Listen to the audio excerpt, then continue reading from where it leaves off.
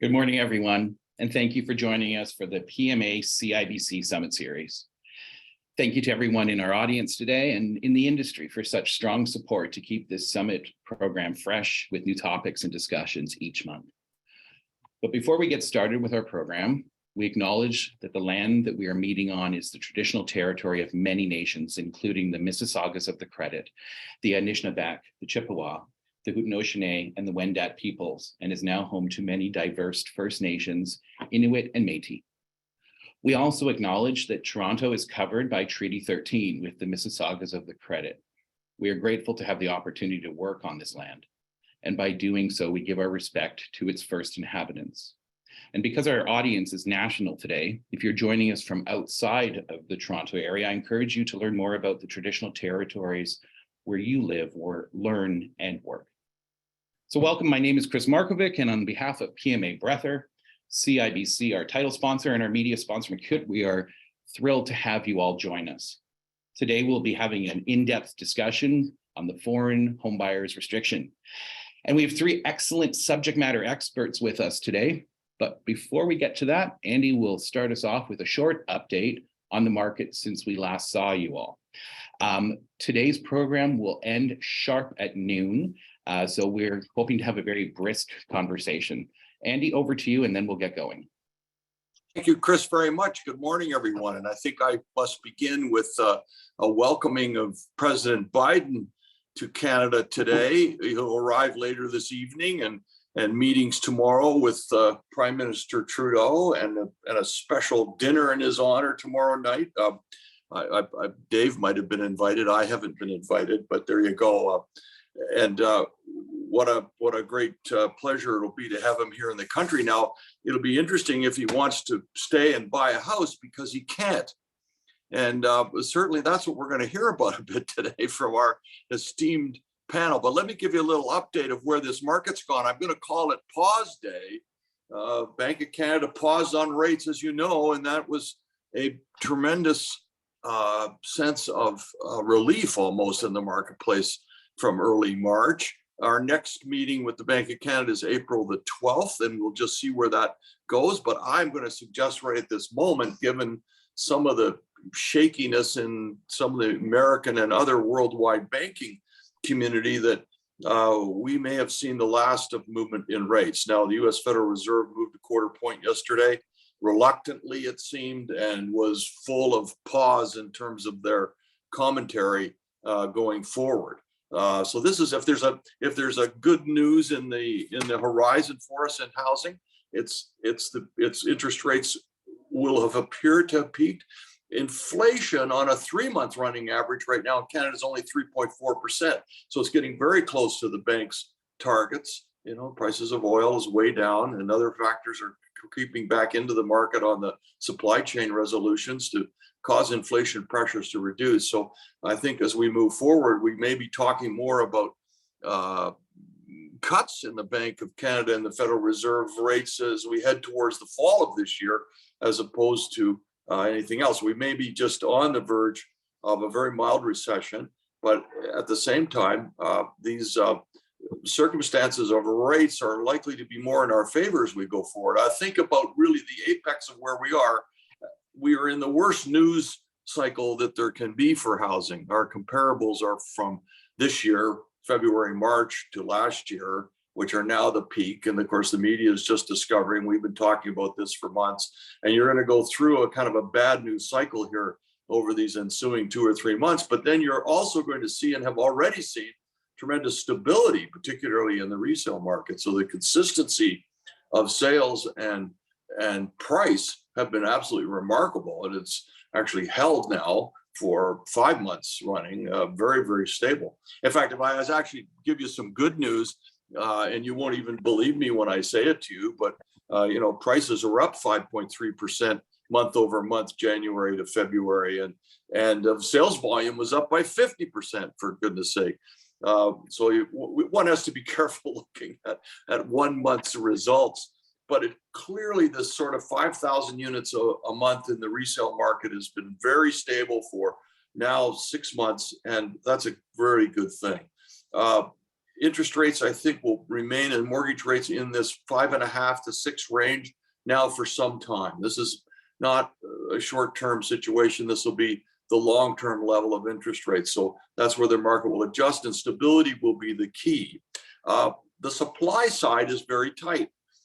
The individuals like you and I in the resale market, for example, aren't putting our house on the market for sale in such an uncertain market condition. And so supply and resale in the GTA, which is 95% of the housing stock, sitting at 9,600 units, that's just barely up marginally from last month, and been holding in under 10,000 for 5 months in a row. So you've got a tight supply, which is keeping the lid, I think, on pricing, or at least it's causing it not to deteriorate or correct any further, and it's causing it not to move up with any particular drama. Looking forward over these next several months will be, I think, considerable or constant improvement. Even though, with the stress test, I've got a qualifying rate now approaching 8%, making it extremely difficult to deal with the supply issues that we're trying to do. This is putting a real damper on the improvement in supply, particularly on the new home side. And but what we should see, beginning to see, as the market has stabilized, a position and interest rate movement has paused, a slow and gradual improvement. Now it's well below the 10-year average, a resale 10-year average, 8,500 to 9,000 units a month, and hovering around 5,000 right now. And it'll continue to do that. In the new house market, we're seeing some, let me call it, green sprouts of activity from who are the new pioneers, if you like, on new pricing. And these have met with tremendous results. Very small releases, though, and very small numbers. It's not anything near where we need to be from the supply side of the market. We're actually pushing ourselves in the opposite direction. And high rise has been singularly interesting, where it again is a new price threshold, but has proven to be very resilient. And as the more affordable product in the GTA is holding up reasonably well. So March, April, May into the summer, slow, gradual improvement, well below 10-year average, well below the supply needs that we require going forward. And the issues then facing us are continuing government intervention, mostly on the demand side. And we've got the province with this incredible outreach on the supply side and doing an absolutely fabulous job. And the federal government seeming to be at odds with this. We're going to talk about that in the Foreign Buyers Act and the movement to restrict foreign buyer activity in our marketplace. We also have programming that is so demand driven, the first time buyers housing program or housing plan, which seems almost ludicrous in the nature of where we are. And of course, the stress test still hanging over our heads when interest rates have run well beyond the cap that OSFI and the Bank of Canada and Department of Finance have set at 5.25. It seems completely out of sync with the reality of our market. So here we have us struggling in the new housing business to get product to the market, struggling to deliver it at a price that's affordable, and governments are more in the way than they are in support of, and that's probably going to be a bit of a theme of our discussion today. So I'm going to end it right there. It's reasonably good news at the moment in terms of stability. Tough sledding ahead for the next several months until we reach the fall, and then should see some significant improvement. And I'm going to paint this picture like a 1 year past of February 22 to a 1 year forward of March of 24. And we will be in a completely different market position a year from now. So how we manage our businesses and our opportunities through this period are going to be critical in getting there. That's it from me. I'm going to turn it back to Chris and to our fabulous panel to talk about some of this incredibly difficult and challenging government policy changes that we have had to face. Over to you, Chris. Thanks, Andy. Before we jump right into our discussion, I'd like to allow our panel to quickly introduce themselves, and then I'll set us up and we'll get going. Today we have Dave Wilkes, the president and CEO of BILD, Leor Margulies, the senior partner and real estate group leader at Robbins Appleby LLP, and Leona Savoie, SVP of residential at Dorsay Development Corporation. So a great panel, a great team, real cornerstones of our industry on the call with us this morning. So thank you very much. Why don't we just quickly, I'll let you pass it to each other. We'll start with you, Leona, and then maybe go to Leor for an intro, and then to Dave. Leona? Thank you, Chris. Yep, thank you. I'm Leona Savoie, SVP of Residential at Dorsay Development Corporation. Our organization is really caught up in this prohibition. If anything, I guess I'm one of the subject matter experts on the developer side, because I've been actively injected into the advocacy work, working with David and others to try and overturn this legislation the best that we can. So I'll just leave it at that. Dave? Leona. Dave? Sure, Leona, thank you very much. I'll leave Leor to have the last word on introductions, but Chris and Andy, thank you very much for your continuing opportunity for BILD and myself to be part of these panels. I really do enjoy them. It's a great way to share information with our community. And I always look forward to the discussion, and I'm very pleased to be joined on the panel by one current and one former member of our board of directors. So thank you for the opportunity. Thanks. I'm Leor Margulies, as you've come to learn. I head up the real estate development and also our construction lending group here at Robbins Appleby. I've been, as Dave mentions, on the board and their previous executive. I don't know, I'm up there in the running for a record. I think I've been on their board for 23 years. I started when I was 12. And I've also been involved in a lot of this, what I consider bullshit. We've had so many issues with legislation, both provincial and federal, where things have been rushed through and then it's messed up. And then we have to fix it up, and this is one of them. So we'll talk a little later about what we need to fix. Thanks, Leor. And thanks to the three of you for joining us. Okay, so we'll jump right in. We know that foreign investment in residential real estate is probably less than 3% of overall absorptions. It's small, but it's irrelevant of the demand side. So why are we so caught up and worried about this? Leor, I'm going to start with you. Can you give us a quick 30,000-foot view to outline the restriction? We know it was introduced, about a year ago, came into effect in January. We didn't really hear the reality and the real state until, I want to say, late December. And we know that it was a bit far-reaching and draconian. So Leor, can you give us a highlight of the regulations right out of the gate? So that'll help set the stage. Sure. Yeah, you're right. Everything got crystallized in late December with the regulations, and of course they published them literally 2 days before Christmas.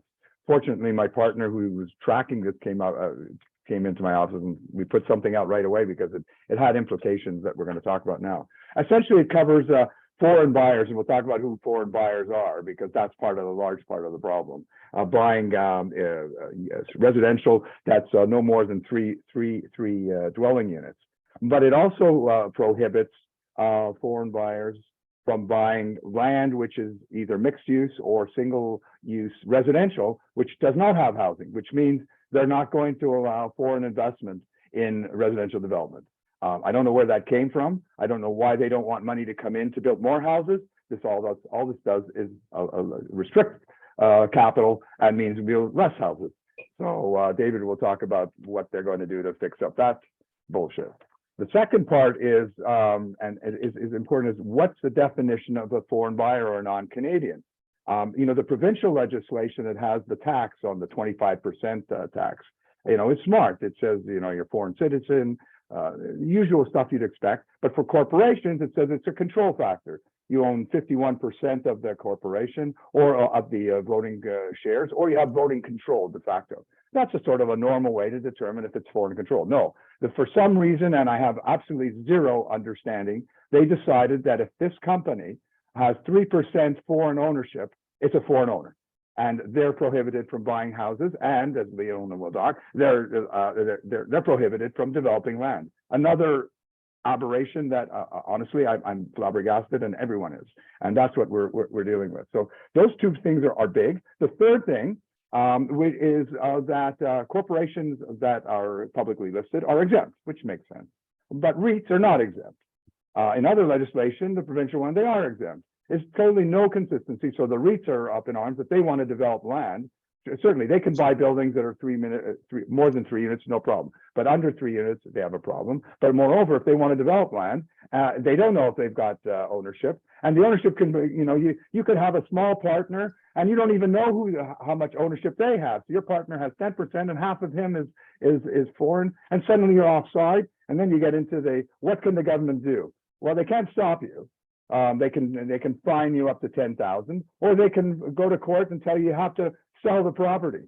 It's a bizarre thing. It's a total waste of time. It's a pure political show. But it's caused that's just in the basic legislation. In these ramifications for investment in builders, it's just horrific. Thanks, Leor. Andy? So, thanks, Leor. I mean, the REITs are impacted because they've been a tremendous growth entity for purpose-built rental. We're seeing 8,000 to 9,000 units right now in Toronto being built by and developed by the REIT component of various REITs, and suddenly they're out of business. And here we are on the edge of supply. Leona, your company, Dorsay, has been a leading edge for many, many years in this community in the GTA, and with Swiss partners, I think mainly is where your has sourced funds, as many other corporations within this city have sourced foreign investment to assist in their development process. What's the impact upon your business, Leona? Thank you, Andy. Just short and sweet. Once the regulations rolled out on December 21st, it is stalled or completely halted our investment activity. Just for the benefit of the audience, Dorsay is a Canadian company. It's been in the GTA region delivering thousands of units with other well-known partners in the industry, Tridel, Heathwood, over 7,000 units over the years. So, we're always looking at opportunities to buy land as well as partnering with other Canadian companies to deliver housing. So from that standpoint, it has completely halted our investment pursuits. Just so that to give a real life example, I studied the investment activity that we conducted last year, and granted, it was a lot more reduced given market factors. And 85% of the investments that we looked at in any serious way would not, I could not pursue them this year, after the regulations were involved. All of them were zoned in that mixed use capacity or had underlying residential permissions. And, funny enough, there are many opportunities in Toronto that, funny enough, some brokers bring me opportunities, say, hey, Leona, it's industrial zoning. This is in a intensification area that permits, redevelopment. And I start scouring, I start looking into the details, and sure enough, it still permits residential. I can't touch it. So from other other people out there in the industry, it took a while for the industry to catch up and really understand what this legislation meant for them. But once their lawyers started advising them, they started reaching out to me because I've been out in the media a couple of times. And they started telling me their stories. And, there's even a story of a developer that could not advance his joint venture agreements with his German partners on 3 developments permitting 1,000 rental units in the downtown east side. So again, another unintended consequence, but it, like, the industry is waking up. It took a while. Everyone thought, oh, that the legislation, that's not the intent of the legislation. But lo and behold, they're learning pretty quickly. There's now a quick ramp up on how it's really impacting this industry. I think if there's any of our viewers out here who are impacted by this and haven't reached out, please reach out to Leona and let her know of your circumstances, because we're working hard to try to get this changed. Imagine a country saying, with one hand, we want foreign investment and need foreign investment into our country, whether it's for a new battery plant or mining of cobalt or whatever there might be on the agenda. And suddenly for housing, which we're under this extreme supply pressure, restricting and prohibiting it completely. Like poor President Biden won't be able to buy a house today in Ontario when he arrives on the tarmac in Ottawa. Back to you, Chris. But Dave, like, how did this happen? Didn't we have a consultative process with the government for about a year? They must have heard our advice and our commentary around it. We try and work with all levels of government and all levels of industry to get advocacy. Did we just miss it, or how is it that we're all stunned, months after now, really? Yeah. Thank you for the question, Chris. And certainly, if you step back even further during the election, then Prime Minister Trudeau, when he was running for re-election, had talked about putting in a foreign buyers prohibition. At every step in the narrative at that time, and not making excuses here because I don't do that, it was on units, not what both Leona and Leor had talked about, the ability to develop. The government missed a step, or chose to miss a step, not to get too deeply into the weeds for the audience here, called Canada Gazette 1, where they pre-publish regulations usually. They didn't do that this time. And if they had done that, we would have been all over it to say that, this is going to be, allow me to quote my dear friend Leor, this is bullshit, and you need to fix it. And they rushed it. It was, rushed for January 1st of this year. It is rushed with the intent that they saw a need to act immediately because of the housing affordability issues. It's a 2-year window on this legislation. I never believed that. Income tax was also temporary when it was first introduced. And I think that the government, the reason we are where we are is that the process was flawed. Now, could we have done a better job? Always. Could we have been more in their face asking questions? Always. But I think, like everybody else, they moved in a direction that there was no indication of. My phone started ringing the minute it was published, and I think Leona was probably the first one on December 28th. I remember very clearly having coffee at the time. We got in front of the Minister of Housing within 2 weeks. I think it's not an exaggeration, and Leona was on that call with me and a few others. When we were briefing the officials from that minister's office, their jaws dropped. And there was visible, oh my God, look on his face over the Zoom call. So they know they have a problem. This was not what had been intention of the legislation. We have had assurances that it's going to be fixed. What the fix looks like is exempting everything that Leona and Leor had talked about, exempting construction, exempting development, because it runs counter to everything that the government is standing for. They have committed to increasing housing by 2.4 million.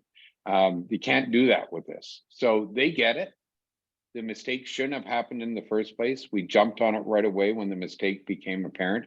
And we're very hopeful in the next couple of weeks that we will see that the government is planning to amend the legislation. So we're getting there. We have demonstrated the challenges that we have. And, Chris and Andy, if I could just perhaps broaden a little bit. In addition to everything that was said by Leona and Leor, there's huge constitutional issues around this because the government is treading into housing, which is a provincial jurisdiction. And the one that I really wanted to do, and hopefully we won't get the opportunity, I believe this contravenes our foreign trade obligations and the free flow of capital.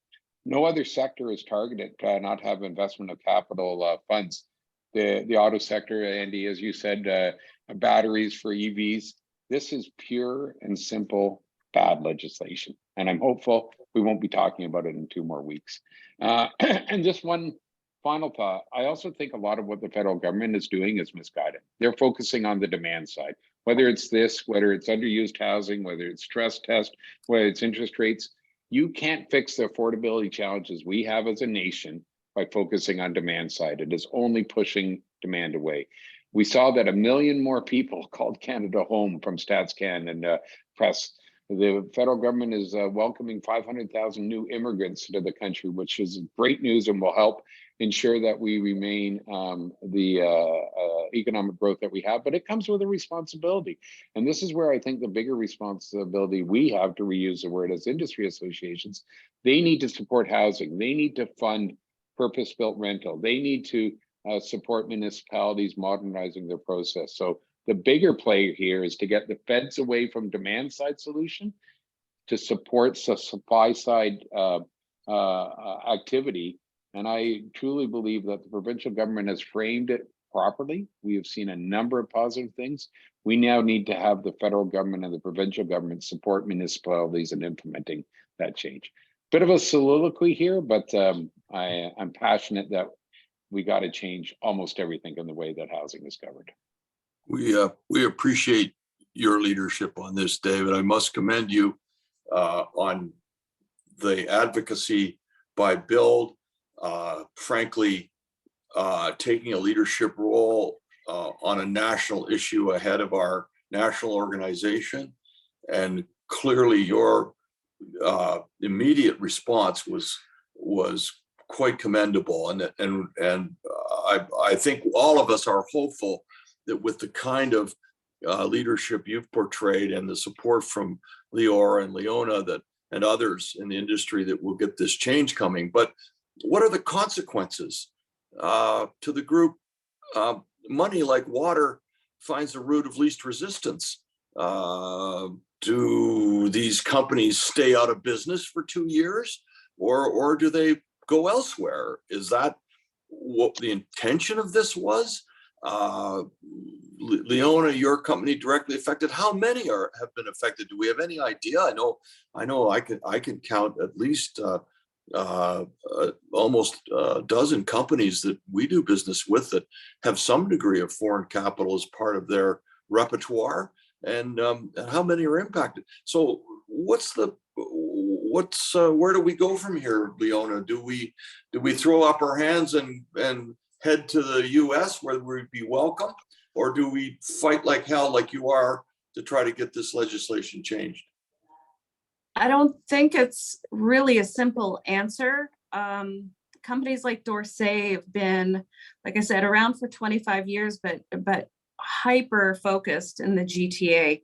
I mean, luckily we have a strong pipeline of product, that we're churning through the system. It's long-term land, will come on stream in 7 to 10 years time. So we can wait this out, but nonetheless, it has, put up a huge roadblock on one of our investment strategies. And that was to buy sites right away and start acting on them right away, which is not what Dorsay typically does. Many of the GTA players are local. I think there's maybe a handful of active players in the industry that have investment focuses in other areas like the States, but those are few and far between. And for a company like Dorsay to actually pick up and say, oh, we're just going to take our money elsewhere, that doesn't happen overnight. And this is a 2-year prohibition. By the time this gets resolved, it'll likely be 8 months in. If anything, it's just been it's not a blip. I mean, a 8-month stall on investment activity will have impact on our business for sure. But if anything, it will have an impact on future supply that, a lot of players have been cut out for 8 months. And we already have a problem delivering units and then reaching the provincial targets and reaching the national targets. I believe that having that 8-month stall, it will just ultimately, stall all of our housing target efforts. So I don't know, like I said, there are other companies focusing on other markets, and that might be easier for them to easily, shift their investment pursuits elsewhere, but not for the majority of players in the GTA, unless you guys have other opinions on that. Mm-hmm. I want to talk a little bit, and I was going to ask Dave a question around, the impact and, just touch on the foreign student issue that's so connected to this. But before we do that, I want to circle back around to Leor. Leor, there's a lot of other discussion going on out there at the same time, right? The new Toronto Municipal Rental Housing Registry, which will, in essence, force all homeowners to declare their status of their property, and if left empty, here comes the $10,000 tax. There's also the federal underused housing tax, which has broader impact, including on our community as developers. Whatever happened to the old notion and adage, my home is my castle? It seems that the eminent domain appears to be interpreted as somewhat the government ability to just tax, just for leaving the house empty for 6 months. Give us some color around the vacancy tax bylaws and the federal legislation as well, Leo. Well, there's again, this is municipal and federal governments trying to do something to create what they consider supply that's being restricted. There's this notion, and it's been around for years. You've all these people on the federal side. So there's a Toronto vacancy bylaw. There is an Ottawa vacancy bylaw. I believe Hamilton is going to have a vacancy bylaw, and that affects everybody. They don't want people sitting on their properties and not either selling them or renting them. We can get into the nitty gritty, but then, so let's park that for the moment. And then you've got another federal, there are actually two federal pieces of legislation on top of this ridiculous foreign buyers one. So we have an underused housing tax, which is aimed at not everybody, only foreign buyers. So if you're a foreign owner, so if you're a foreign owner and you don't rent it out, you can be hit with a tax. And then what's a foreign owner? There they use not the 3% rule, which was absolutely bullshit. They use a 10% rule, which is somewhat less of bullshit, but it's still bullshit. So they figure there's all these, that's the big one, because it covers, basically any community that has 10,000 or more. So I don't know about, Muskoka and the little towns in there, they might be exempt, but the bigger cottage properties, they're covered. But then again, you have a 10% restriction there, and it's again makes no sense. And then you've got a third piece of legislation, which you didn't even mention, which is the anti-spec legislation. You may remember, some of you on this panel weren't maybe born, but in 1975, 1976, the province came up with an anti-spec legislation, land speculation. And if you flip properties, you got dinged. The federal government, has a new one that's on the books, and it's out there, that if you flip properties within a year of buying them, you got to, two things happen. You get taxed at the full rate, not at the exempt rate where you're a principal residence. Number one, so that's huge. And number two, you're treated as a builder, and you have to charge HST. Like, where did this come from? And no one's even talked about that. I'm not going to talk about it because it's not on the agenda, and it doesn't really affect builders that much because they're exempt. But every other person who buying a house and then wants to change it in 6 months better think about that. So vis-a-vis the housing tax, the city one, I'm going to focus on City of Toronto. Ottawa's a little better. City of Toronto has 1% tax if you haven't rented your property for if you haven't rented or occupied for 6 months previously. Has no exemption for builder inventory. So I'm going to focus on builders. Has no exemption. And it has no exemption if your property was damaged or is uninhabitable, that has a kitchen and a sink and a bathroom, and you're not renovating it under permits, and it's sitting empty, you got to pay the tax. The bylaw is another example of a horribly drafted bylaw. I've just given you two problems with that one, and I'm sure there's others. So that's the city one. The federal one has a capture, as I mentioned earlier. Again have no idea why. Even if you are not a foreign owner, you're a builder. You've got inventory units, and inventory units are units that have been completed by the first 3 months. You have to report them, even if you're not foreign, and even if you don't have to pay the tax, because you're not an excluded owner. You're an included owner, but you're exempt from the tax. So what the government is going to do with all this inventory reporting, I have no idea. But April 30th, if you've got inventory, you have to report it. And then there's fines and penalties and other bullshit. So why are they doing all this? They're doing all this because they don't have the brains to come up with, let's put some money in and come up with some real legislation that's going to come up with supply. It makes them look like they're doing all these things. All these speculators are buying and selling, and they're sucking up the supply. Sure there is, there's everywhere, but it's minuscule. And I'm sure Andy can speak to that. But that's the reason for all this bullshit. And the foreign one is these people in Hong Kong that are buying houses. I remember, they're buying houses all over the world and they're leaving them empty. And so that they can come once a year. Yeah, they're there, but those are multi-million-dollar houses. Who cares? Anyways, I'm excited because it's a total waste of government time and money and effort and administration. And now builders have to do this bullshit for reporting on April 30th. I'm really incensed because the federal government has the most money and they're not using it for the right things. So, and that's how I feel. Leor, we know. Thank you for letting us know how you feel. In fact, I think that there's been many live conferences where everybody would be standing and applauding you right now. So you're not getting that in this format. What about students? Are they also targeted, Dave? 750,000 foreign students are coming to Canadian universities this year, thereabouts. Do we not want them to maybe stay after graduation and actually contribute to our economy and to better our society and maybe buy a home? But now, maybe they're buying a home in North Bay as a result. No offense to North Bay, but yeah. So several issues that have come up in the conversation that I'd just like to perhaps chat about before getting to your specific question. Sure. I neglected to thank, certainly BILD was made aware of this issue very early. We reached out to other of our association colleagues at the Canadian Home Builders, RealPAC, NIOP. It really has been a concerted effort on all parts, and one of the most beneficial thing is we've been speaking of one voice with one solution, which is the exemption that I spoke about. So I would be remiss to not thank my colleagues who have worked with this, and I thank Leona for making sure everybody was aware and everybody focusing on it. There was a question in the chat about whether we have a legal team advising us.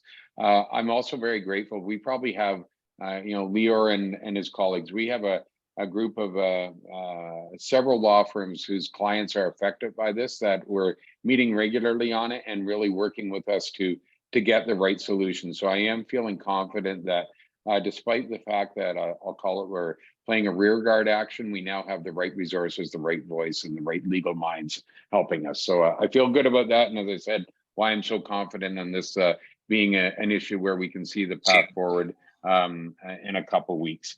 The vacant home tax, Leor, it's also in Vancouver. I think Vancouver was the sort of the canary in the coal mine, if I may.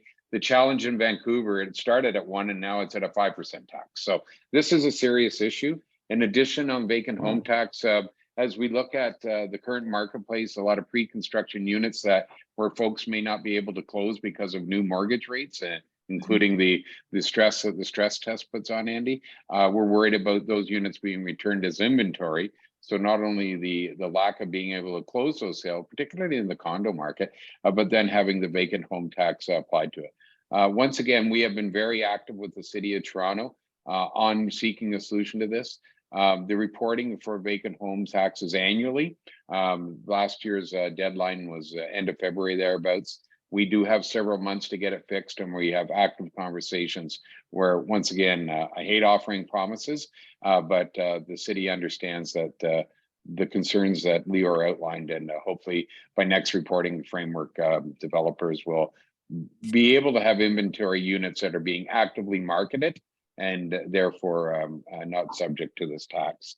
With the students, Chris, to finally get to the question, As we consulted with some of our members when this was focused on the unit level, there wasn't the concerns around the students, but often they were bought at a pre-construction phase. When they actually came to purchase them, they had become Canadian residents or someone in their family had. So there was that opportunity, if you will.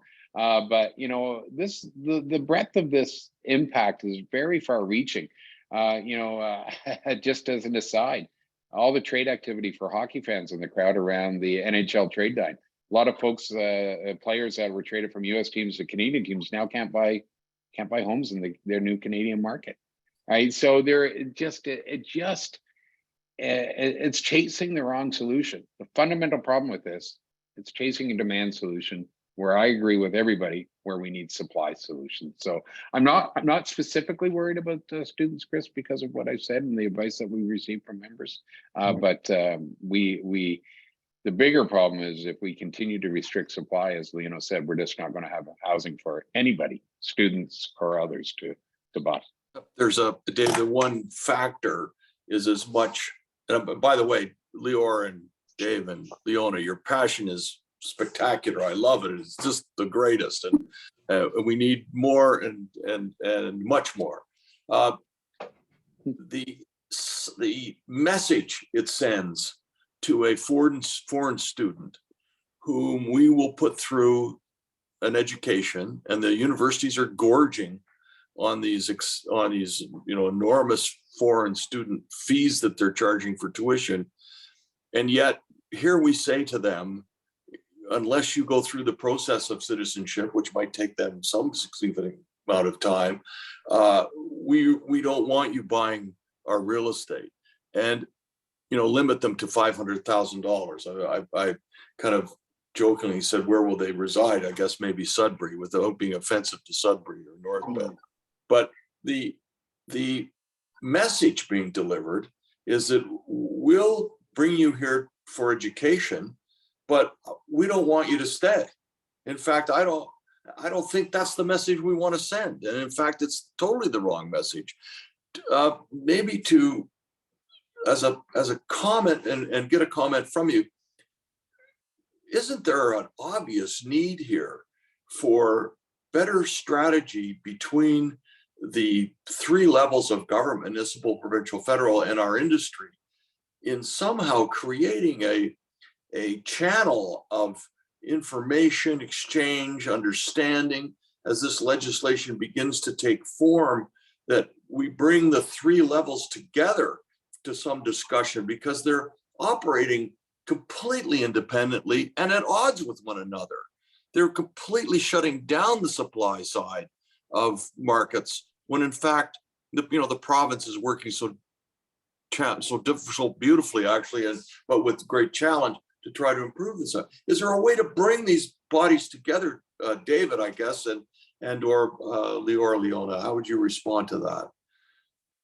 We have to. We cannot accept failure on that front.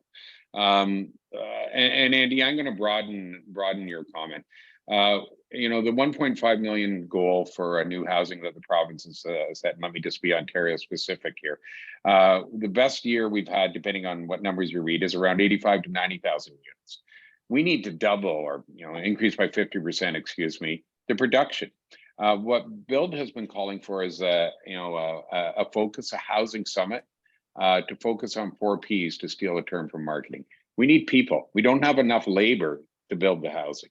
We need better productivity. We can't keep building housing the way we are. We have to look like, there's lots of examples of improving modular panels, factory built panels, to build homes faster and more efficiently, and address some energy net zero objectives we have. We need to have an alignment with policy. We see, governments working at cross purposes. They all support the objective that the Housing Affordability Task Force had of building more housing, but the how and the where and the when, we need one voice and one solution on that. And finally, it's not a perfect P, but pipes. We need investment in infrastructure. And I really do believe that's where senior governments, federal and provincial, can assist and make sure the pipes and sewers and roadways, et cetera, are in place that will allow the municipalities to approve housing. So this has to be an all hands on deck. It's often, I've been reading recently, wartime effort back when folks were returning from World War I, where we built the housing to meet their needs. We need nothing short of that, and it needs to be a national effort. And I would call on municipal, provincial, federal, our industry, and labor unions to sit around the table, get over each other, and get on with the job. That is what we need. Right on, right on. Chris. Dave, I know you have to excuse yourself a bit early, so I'm going to sort of maybe pose the last few questions and final thoughts on you. I think that for the most part, the tax-free savings account, I mean, that's one more thing that's out there that is somewhat connected in a way. For first-time new home buyers, it came into effect January, 40,000 tax-free. The minimum price, and this is maybe a Dave question actually before you have to leave us, minimum price of an average home is what, 100 grand? Is this more of the same? Is this just another way to a little bit of political theater? Hey, we're on the housing issue. What are your thoughts, Dave? You speak to it first, and then we'll. To be honest, Chris, we haven't really engaged in that issue, but as you describe it, I agree with your assessment. It's not going to solve the problem, right? And I sound like a broken record, and I apologize for boring everybody and including your audience. Anything around demand side is going to be a distraction. Anything. We are not going to, as Ben Tall, who I know is a regular contributor to these summits, he talks about either pulling from yesterday's demand or pushing to tomorrow's.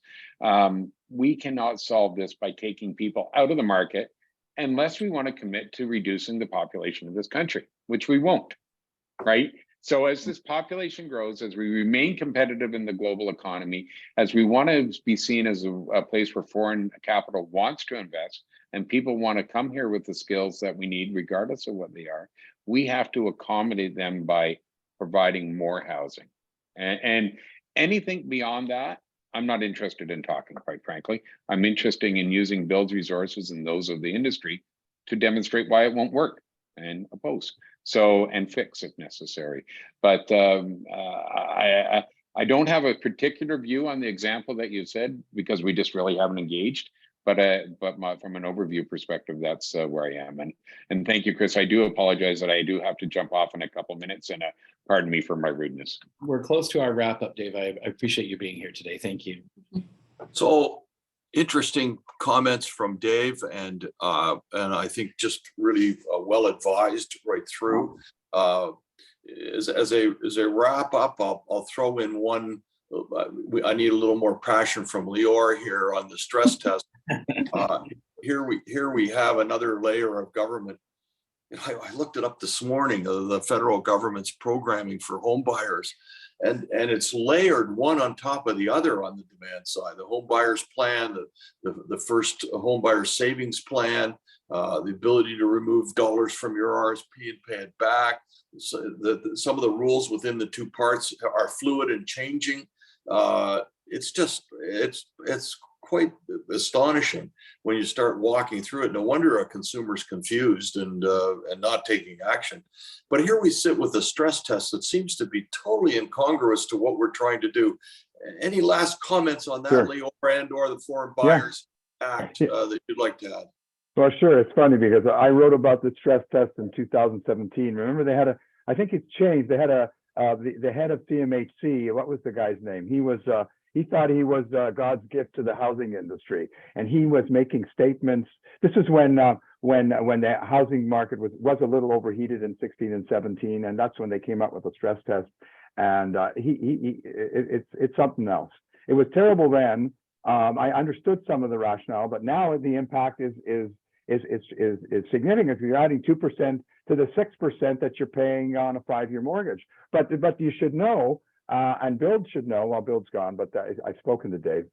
They put out, OSFI put out a request back in January to review the stress tests to all the institutions. And And they're looking to come up with some revisions in April and May. And generally, when they come up with revisions, it's to make it tighter because they're afraid that, you know, the housing market's going to get overheated. Now, maybe they will actually take a look and do something to bring it down. There were all kinds of problems on renewals. They had that stress. It was, you know, if you went out of your bank, you got the stress test. Well, that means I could never go out of my bank if I didn't qualify. I'd have to stay with the bank. So what kind of, again, don't get me going on that one. But I'm hoping that BILD and the CHBA have put in some requests into OSFI on dealing with the stress test to deal with the reality. I mean, it should be obvious. But you know, nothing is obvious, and it's really hurting. It's really hurting the marketplace. And all these things, all these first-time buyer things, they're nice and they're great for our kids. And what they generally do are there to buy votes. It makes them look good.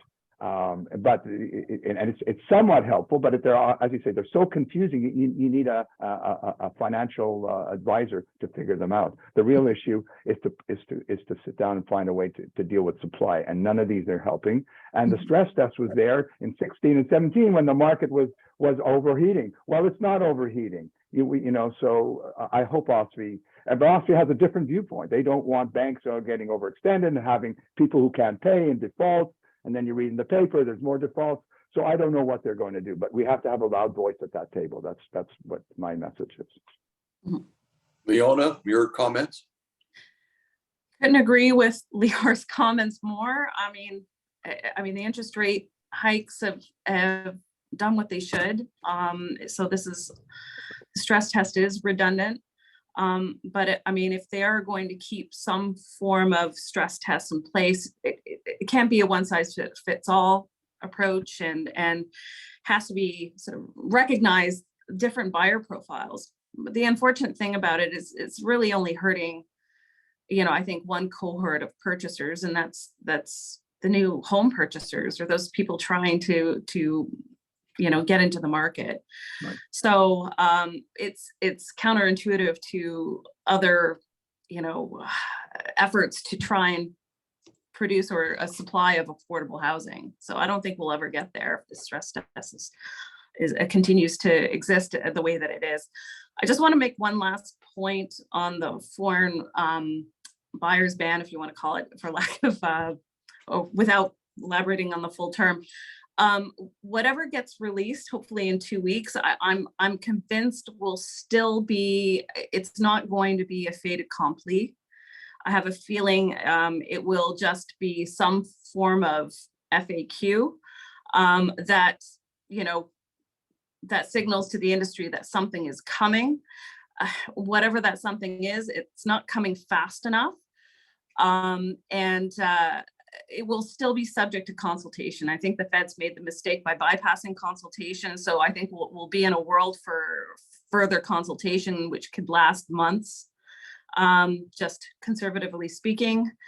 I think there should be a call to action to, at least to this audience, that if you are impacted, submit a letter to Justin Trudeau. You know, so your own individual company should be submitting something above and beyond just BILD and CHBA efforts, highlighting how it's impacting your business. I don't think that enough organizations, enough companies have done that, and we need the force behind each individual company, behind these great organizations and the great work that they've done. So those are my closing remarks. Great Canadian companies, every one of them, great Canadian companies that happen to have got caught in this foreign investment side of the restriction. Right. It's just completely, what did Leor call it? Bullshit. It's bullshit. If I can just jump on Leona's comment on that foreign buyer thing. We don't know what's going to come out, and I have a grave concern that they're going to focus on the